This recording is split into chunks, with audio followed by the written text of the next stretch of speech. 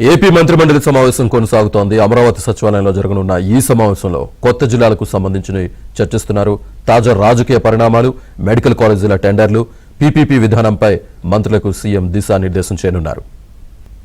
ఇదే అంశానికి సంబంధించి పూర్తి సమాచారాన్ని మా కరెస్పాండెంట్ సత్య అందిస్తారు. సత్య, శ్రీనివాస్, ఏపీ మంత్రిమండలి సమావేశం కొద్దిసేపటి క్రితం ప్రారంభమైంది. ముఖ్యమంత్రి చంద్రబాబు నేతృత్వంలో జరుగుతున్న ఈ సమావేశంలో మొత్తం 21 అజెండాలను ప్రధానంగా చర్చిస్తున్నారు. దీంతో పాటు ఈ జిల్లా సేకరణకు సంబంధించి గతంలో ఏదైతే నిర్ణయాలు తీసుకున్నారో వాటిపైన కూడా ఈ రోజు మంత్రిమండలిలో చర్చకొచ్చే అవకాశం ఉంది.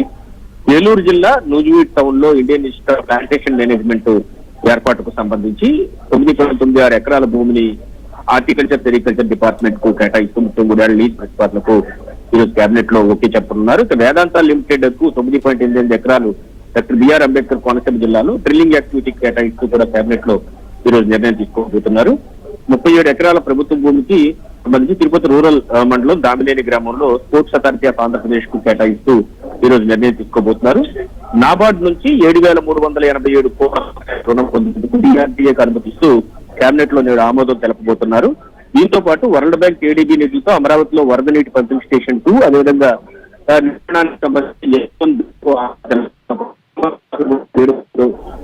కోట్ల 400 క్యూసెక్కులకు సంబంధించిన పంపింగ్ స్టేషన్లకు సంబంధించి కూడా ఈరోజు కేబినెట్ లో ఆమోద ముద్ర వేయబోతున్నారు.